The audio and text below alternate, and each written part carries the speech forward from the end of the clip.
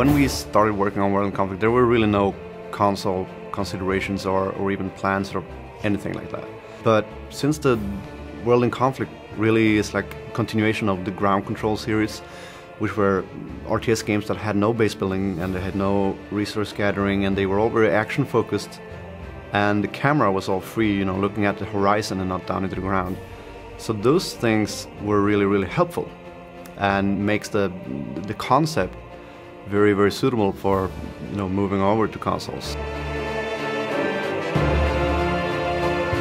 I don't think that like RTSs necessarily have to come to the console, but I definitely think that if you have like a Western company making a high budget title with huge amounts of story and cutscenes and graphics and stuff like that, then I think it's economically inevitable that, you know, you're gonna have to work on consoles in the future. That's just like the economical reality.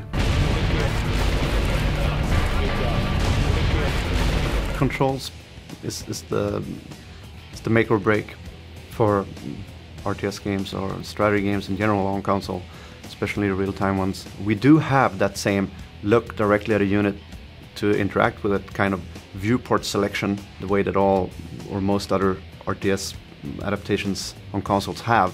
So we offer like 5 or 6 additional ways of selecting your units, and which are more sophisticated and which don't involve like aiming at it. So you go on, we have like companies that we call it like sub-selections, and you can access units that are not on screen, and we want players to quickly go in and evolve beyond that viewport selection of thing, because that is just a leftover basically of a sort of a PC mentality.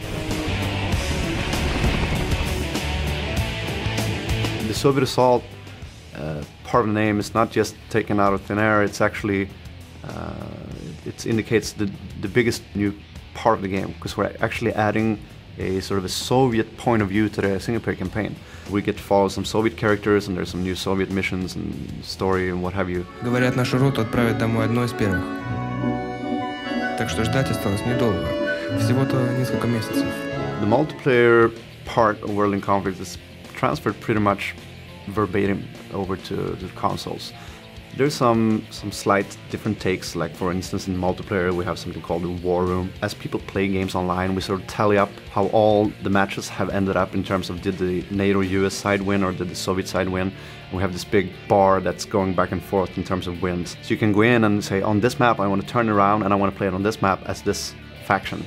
People, they root for one side and they want to go in and want to help it win. The Colonel's on the mainland! World in Conflict Soviet Assault has come out for the Xbox 360 and the PlayStation 3, coming out this fall.